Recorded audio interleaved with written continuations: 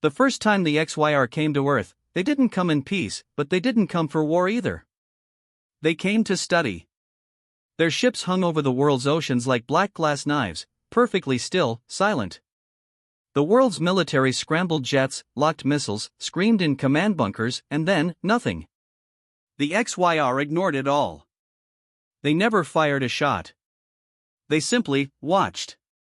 And humanity, trembling in the shadow of those unblinking leviathans, did what it always does when facing something stronger. It adapted. 5 months later, the United Nations called it the Quiet Occupation. The XYR had declared Earth a Category 4 observation preserve. They allowed humans to live, to work, even to breathe freely, under supervision. Every city had an overseer. Every army was disbanded. Every weapon larger than a hunting rifle was confiscated. And the Marines, America's proudest sons and daughters, were dissolved. Their bases became alien research hubs. Their insignia, history. For most people, it was peace. For men like Staff Sergeant Luke Mercer, it was humiliation. Mercer stared out the window of the repurposed barracks at Fort Hood, now XYR Research Node 27. The sun was bleeding red over the Texas horizon, painting the alien spires in molten light. The air smelled of ozone and rust. He'd been a Marine for 14 years, fought in deserts and cities, survived things most men only saw in nightmares. And now he was a janitor. Mercer, came a voice behind him. They're calling for another volunteer. It was Corporal Dana Ruiz, one of the few Marines who'd stayed in uniform after the surrender, though now it was just a patchwork of fatigues and alien-issued utility gear. She looked young, too young, but her eyes had the same hollow blaze all soldiers carried after losing everything they'd believed in. Volunteer for what? Mercer asked, though he already knew. They're running another behavioral empathy trial, she said. XYR want to see how humans process aggression and restraint.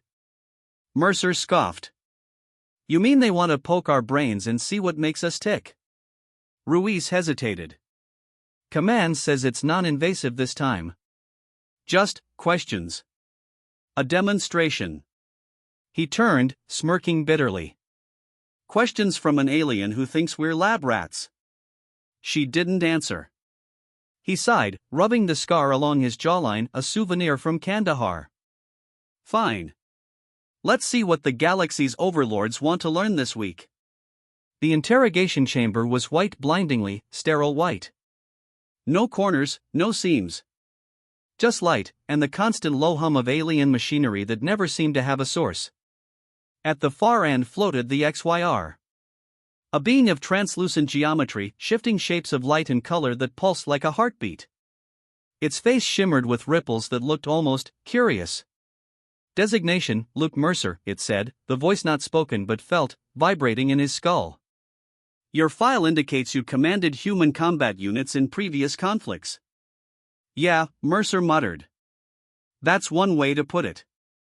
You inflicted lethal harm upon your own species, the XYR continued. You ended life. Mercer met its faceless gaze. That's what war is.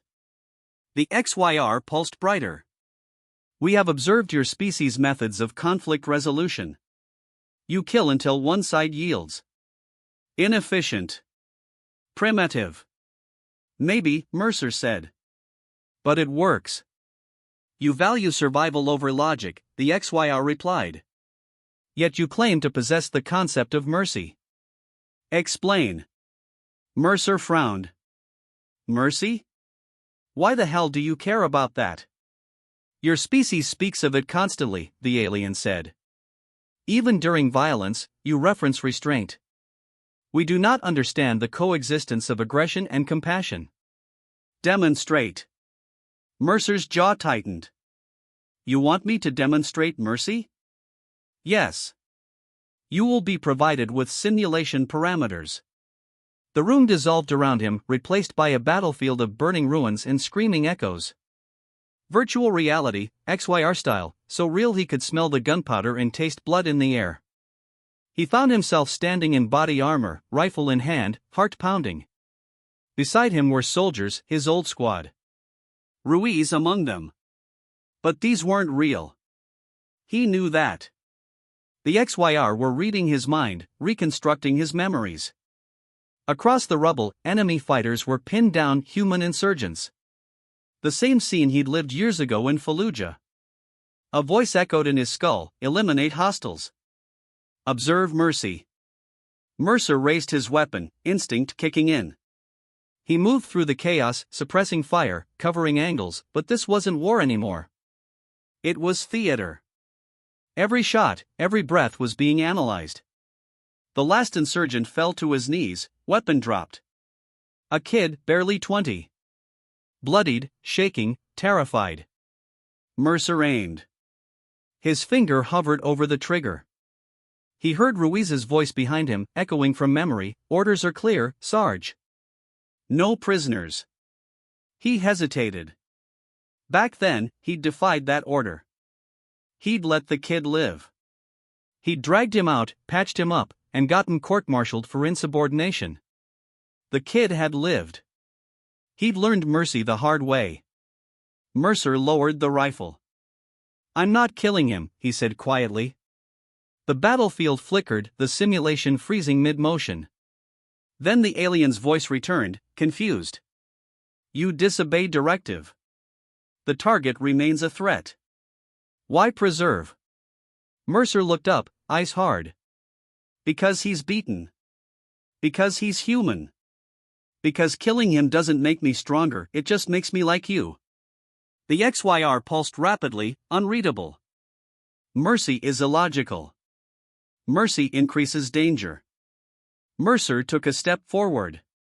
Mercy is what keeps monsters from winning. It's the difference between power and cruelty. You don't understand it because you've never needed it. For a long moment, the alien said nothing.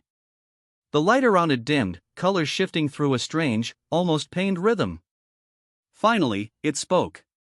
"Your concept defies logic, yet its emotional resonance is significant. We will continue observation." The simulation dissolved, returning to the white chamber. Ruiz was standing outside, waiting. "How'd it go?" she asked. Mercer gave a humorless grin. "I taught an alien about mercy." She blinked. "You think it learned anything?" He looked back at the sealed chamber door, still faintly glowing. "Not yet," he said. "But it's thinking about it. And that's how it starts." Outside, above the Texan sky, the XYR ships began to hum, for the first time in months. Something had changed. 2 days after the experiment, the skies over Texas changed color. At first, it was subtle, faint ripples in the air, like heat waves. Then came the hum, a deep, resonant vibration that rolled across the plains and rattled windows. The XYR ships, once silent sentinels, were awakening. No one knew why. Mercer stood outside the barracks, cigarette between his fingers, eyes locked on the dark horizon. The ships were pulsing with a soft azure glow now, synchronized like a heartbeat. He could feel it in his chest. Ruiz approached quietly, her boots crunching against the gravel. "Command says the XYR are running a new behavioral phase," she said. "They've started trials. Not just here, worldwide." Mercer exhaled smoke, slow and bitter. "What kind of trials?" "They're calling it Operation Harmony." Her voice wavered. "They're enforcing mercy." Mercer frowned. "Enforcing it?" She handed him a datapad. The display flickered with footage drone feeds, cities across the globe. He watched in silence. Paris. Rio. Tokyo. Humans fighting in the streets, protesters, criminals, soldiers. And above them, beams of pale light from the XYR ships. Every time a weapon was fired, every time violence flared, a shimmering pulse struck from the sky, freezing people in place, dissolving guns, shutting down vehicles. In one clip, an armed standoff between police and rioters ended with both sides collapsing into unconsciousness, their weapons turned to ash. "The XYR are neutralizing aggression," Ruiz whispered. "They think they're helping." Mercer's jaw clenched. "They don't understand mercy. They're sterilizing it." That night, Fort Hood's command center was chaos. Screens blazed with reports from across the continent. Generals, scientists, and alien liaisons barked orders in multiple languages. Mercer stood at the back, arms folded, as a XYR overseer hovered before the human officials. Its crystalline body shimmered with calm, logical indifference. Conflict levels reduced by 72% globally, it said. Your species demonstrates measurable compliance. Our intervention is effective. General Reeves, the last remaining U.S. officer with any real authority, slammed his fist on the table. Effective? You're shutting down half the damn planet. Power grids are collapsing, emergency services can't respond, you're killing people in the name of peace. The alien's light flickered. Collateral cessation of biological function is regrettable but statistically acceptable. Mercer stepped forward. You think that's mercy? The overseer turned toward him, light rippling. Your lesson indicated mercy prevents further suffering. We have applied this principle globally. You're not stopping suffering, Mercer growled. You're stopping choice. Mercy means choosing restraint. You're forcing it. Choice produces conflict, the alien replied. We have corrected the flaw. Ruiz put a hand on Mercer's arm. Sarge. Don't. But it was too late. He stepped closer, voice low. You want to understand mercy? Try earning it. Try sparing someone who doesn't deserve it. Try letting them walk away even when you want to pull the trigger.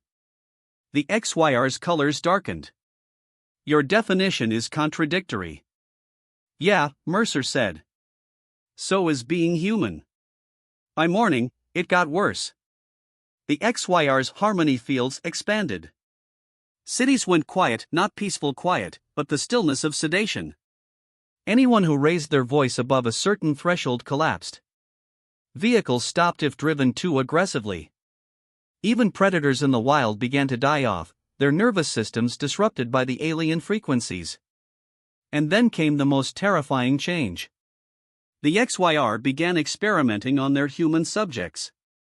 Not violently, just logically. Ruiz showed Mercer footage from the underground labs. Rows of humans standing still, their brains mapped in real time as XYR energy flowed around them. They're scanning for empathy, she whispered. Trying to isolate it. Like a chemical reaction. Jesus, Mercer muttered. They're rewriting what it means to feel. 2 days later, the first resistance cells went dark. The XYR had begun cleansing operations not through weapons, but by pacification. Entire compounds silenced. No blood, no fire. Just emptiness. When the network lost contact with Dallas Command, Mercer knew it was time to act. He gathered what remained of his old platoon, 6 soldiers who still remembered what defiance felt like. Ruiz, Tanner, O'Neill, Briggs, and the twins, Carter and Kyle Brooks. They'd all lost something to the quiet occupation. Families. Ranks. Hope. Now, they had a mission again. Their target was Node 27's core, the alien control hub beneath Fort Hood. Intelligence suggested it housed a cognitive engine that managed the harmony fields for the central U.S. If they could disable it, they might restore autonomy across a quarter of the continent. Non-lethal weapons only, Ruiz reminded, checking her gear. We can't risk setting off their sensors. Mercer loaded a rifle anyway. The aliens don't play by our rules. We'll use what we have. They infiltrated through the old supply tunnels, their flashlights slicing through dust and damp. The air grew colder, humming faintly with alien resonance. Then, the tunnel widened, revealing the core chamber. It was massive. A sphere of shifting light suspended above an obsidian pit, with conduits of liquid silver feeding into it like veins. Around it floated half a dozen XYR, their forms perfectly still. Ruiz swallowed. Looks like they're praying. Mercer raised a hand. Hold position. He moved closer, silent as shadow. The sphere pulsed, and suddenly, voices filled his head. Not words. Emotions. Pain. Confusion. Fear. Thousands of human minds screaming at once, trapped in the signal. He staggered, grabbing his helmet. "They're inside it," he gasped. "Every human they've pacified, their consciousness is linked." The others froze. "You mean they're alive?" Tanner asked. "Not for long," Mercer said. "If we shut this down, we kill them. If we don't, the XYR finish the whole planet." Silence. A soldier's nightmare, 2 wrong answers and no way out. Then Ruiz stepped forward. "What's mercy now, Sarge?" He looked at her, then at the sphere. "Maybe mercy isn't about saving everyone. Maybe it's about saving what's left of us." He aimed his rifle. The XYR reacted instantly. The air cracked with energy as one of them surged forward, a blur of prismatic light. Mercer fired. The round passed through the creature, but it staggered, its shape flickering. The others awoke, their voices a chorus of inhuman fury. "Go!" Mercer roared. "Set the charges." The chamber exploded into chaos. Gunfire. Light. Screams. The hum of alien energy twisting through metal. Ruiz planted the detonator beneath the central conduit. 30 seconds, she shouted. Mercer turned, saw one of the XYR strike O'Neill, vaporizing him in a flash of light. Tanner was down. The twins dragged his body, faces streaked with soot and tears. Mercer's comm crackled. Charges set. He hit the trigger. The explosion ripped through the chamber, swallowing light, sound, and everything in between. When the smoke cleared, Mercer woke to silence. The core was gone, a smoking crater in its place. The remaining XYR had fled, their forms retreating into the dark sky above. The harmony field flickered, then vanished. For the first time in months, the world was loud again. The sound of wind. Of shouting. Of freedom. Ruiz limped toward him, blood on her temple. "You did it, Sarge. You killed their engine." Mercer stared at the burning wreckage. "No," he said quietly. "We just made them angry." Outside, the horizon burned with the blue glow of descending ships, dozens of them. The XYR weren't retreating. They were mobilizing. Mercer raised his rifle, face grim. "Round 2, he muttered. "Let's teach them what mercy looks like when it bleeds." The sky was on fire. Fort Hood burned beneath a storm of blue light, the ground shaking with every impact. Alien ships, sleek obsidian blades, descended in waves, their weapons turning soil to glass. The air reeked of ionized metal and charred earth. Mercer staggered through the smoke, helmet cracked, rifle low. Around him, what was left of his team held the line Ruiz, the Brooks twins, and a handful of soldiers who refused to run. Their calms were static. Their ammo, nearly gone. But their eyes burned with the same defiance that had built empires and buried gods. They weren't soldiers anymore. They were survivors. And the XYR were coming. "Contact!" Ruiz shouted, diving behind a half-collapsed wall as an energy beam sliced overhead. The twins returned fire, tracer rounds sparking harmlessly off alien armor. "Fall back to the ridge." Mercer barked. "We hold there." They moved through the ruins, ducking, sliding, stumbling over debris. Above them, the sky churned with lightning from the XYR's atmospheric engines. Ruiz reached his side, panting. "Command's gone dark. We're on our own, Sarge." "Then we do what Marines do," he said grimly. "We adapt." A blast tore through the ridge, throwing them to the ground. When the dust cleared, they weren't alone. A XYR descended through the smoke, but this one was different. Larger. Denser. Its crystalline body shimmered with a deep crimson core, pulsing like a heart. The air itself bent around it. "Designation, Luke Mercer," it said, not through the calms, but directly in his mind. Its voice was colder than the others, layered with mechanical precision. "You disrupted the Harmony Network. Billions of cognitive streams destabilized. You ended more lives in one act than any single human conflict in recorded history. Mercer rose, gripping his rifle. And yet we're finally free. Freedom, it repeated. A euphemism for chaos. You don't get it, Mercer spat. You can't program peace. You can't force people to be good. Then they destroy themselves. Mercer's jaw tightened. That's our choice to make. The XYR advanced, its light burning brighter. The soldiers opened fire, rounds sparking uselessly. The creature swept an arm, and the ground erupted in a shockwave that hurled them backward. Ruiz screamed as she hit the ground, blood spilling down her arm. Mercer crawled toward her, dragging her behind a slab of concrete. Stay down, he growled. She grabbed his sleeve, gasping. Sarge, we can't win this. He looked at her, the fear, the pain, the stubborn light that refused to die, and something inside him broke. Maybe she was right. Maybe they couldn't win. But that wasn't the point. He turned to face the creature again. You wanted to understand mercy, he shouted. Then look at this. He dropped his rifle. The XYR paused, tilting its head. You surrender? Mercer stepped forward, hands raised. You think mercy means control, that killing pain makes peace. But mercy isn't about control. It's about compassion. It's about stopping even when every instinct tells you not to. He took another step. The alien's energy flared. You seek death? No, Mercer said quietly. I'm showing you what it means to live.